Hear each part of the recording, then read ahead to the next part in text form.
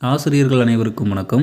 ஆசிரியர்கள் மீதான குற்ற வழக்குகளை ரத்து செய்ய ஆசிரியர் சங்கம் கோரிக்கை வச்சுருக்காங்க. என்னங்கிற முழுமையான செய்தி வந்து பார்த்தீங்கன்னா பத்திரிகையில் வெளியிட்டிருக்காங்க. என்னென்னு பார்க்கலாம் வாங்க. வேலைநிறுத்த போராட்டங்களில் பங்கேற்ற ஆசிரியர்கள் மற்றும் அரசு ஊழியர்கள் மீதான குற்றவியல் வழக்குகளை அரசு ரத்து செய்த ஆணையை பின்பற்றி வழக்குகளை ரத்து செய்ய வேண்டும் என தேசிய ஆசிரியர் சங்கம் கோரிக்கை விடுத்துள்ளது. இது குறித்து தேசிய ஆசிரியர் சங்க மாநில செயலாளர் வினோத்குமார் தமிழக காவல்துறை தலைமை இயக்குனருக்கு எழுதியுள்ள கடிதம்.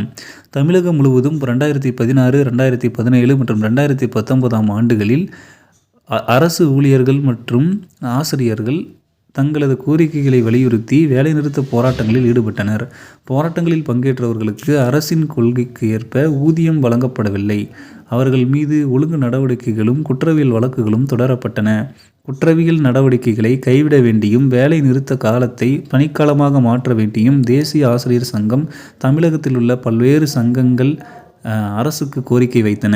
அந்த கோரிக்கையை ஏற்று அன்றைய தமிழக முதல்வர் அறிவிப்பின்படி 2021 ஆண்டு குற்றவியல் நடவடிக்கைகளை கைவிடுவது, வேலைநிறுத்த காலத்தை பணிக்காலமாக கருதி அந்த நாட்களுக்கு ஊதியம் வழங்க வேண்டும் என்பன உள்ளிட்ட சங்கங்களின் கோரிக்கையை ஏற்று அரசு ஆணை வெளியிட்டது. தமிழக அரசு ஆணை பிறப்பித்த பிறகும் இன்று வரை அந்த குற்றவியல் வழக்குகள் அப்படியே உள்ளன.